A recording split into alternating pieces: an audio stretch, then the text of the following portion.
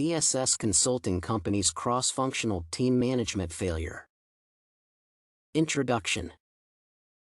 Firstly, the case study, namely Chris Peterson at DSS Consulting, illustrates DSS Consulting Company, which focuses on working with small school districts and providing administrative support. The company is divided into 4 central practice departments: procurement and systems, information technology, contract negotiation, and facilities planning. With the development and growth, the company faced diverse requests regarding different practices from school districts. Thus, the company aimed to introduce new marketing strategies and additional services. The founders decided to change the DSS consulting strategy to continue growing and developing. Introduction to the case study. Meg Cook was hired as the Chief Operating Officer, and a few years later, due to her success and diligent work, she became the head of the contract negotiation group. Meg Cook decided that DSS Consulting needed to expand by exploring larger districts and offering them new services. Previously, the company was developing services working closely with districts and answering their demands and needs. Meg Cook suggested that the formulation of cross-functional teams will help the company start working with larger districts. The case study explains the challenges and difficulties of the project implemented by a new cross-cultural team. In addition, the study by Ancona and Caldwell introduces Chris Peterson, who was a high school teacher in a small district but later joined DSS's information technology group as a consultant. When Meg Cook decided to create cross-cultural teams, Chris Peterson became the leader of one of the teams, namely the Southwest Region team. Thus, she invited different people to the team, but her main requirements included good skills in the DSS consulting process and the selection of people who already knew one another.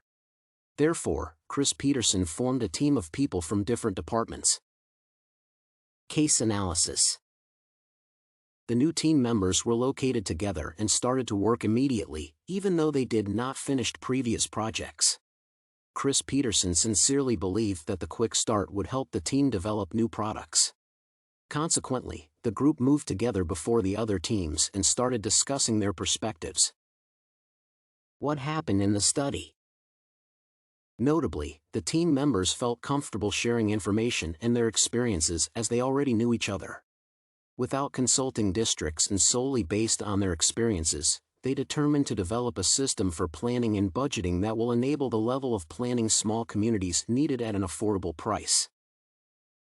When the team members finished their previous projects, they entirely concentrated on each other without consulting and seeing other firms' consultants.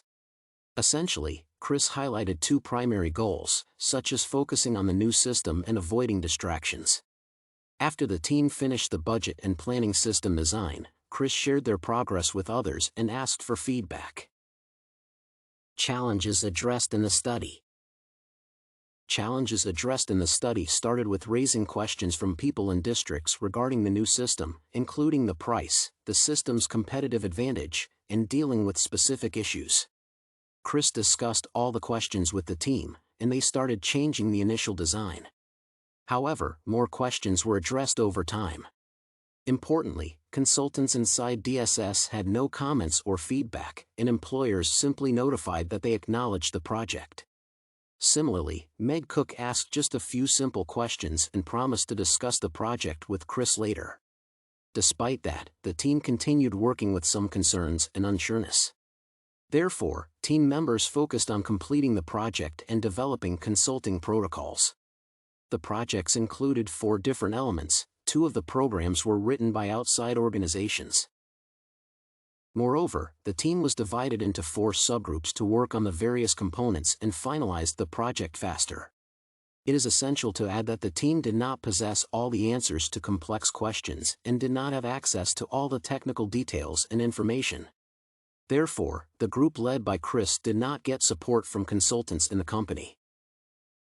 Nevertheless, the project was completed, and Chris arranged a meeting to discuss it with Meg Cook. Inspired by her team's results and hard work, Chris demonstrated the project's progress and positive comments from the district during the meeting with Meg. In response, Meg asked about the larger school district's interest in the system. Understanding that they might not be interested in the system, Meg thanked Chris for her team's efficiency and shifted the discussion to another day. When they met for the second time, Meg emphasized that the large districts would not purchase the system, with no current demand.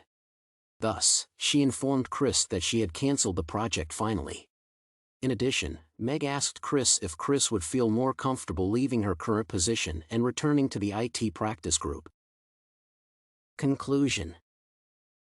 To conclude, the case study presented a new project of a cross-functional team led by Chris Peterson, who made several vital mistakes that led to the disappearance and cancellation of the project. First, the team isolated itself from other groups and consultants and did not analyze the demand and needs of large districts.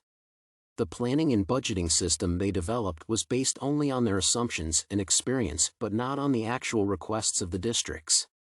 Consequently, a lack of information and insufficient support from the company's consultants led Chris and her team to a disastrous result.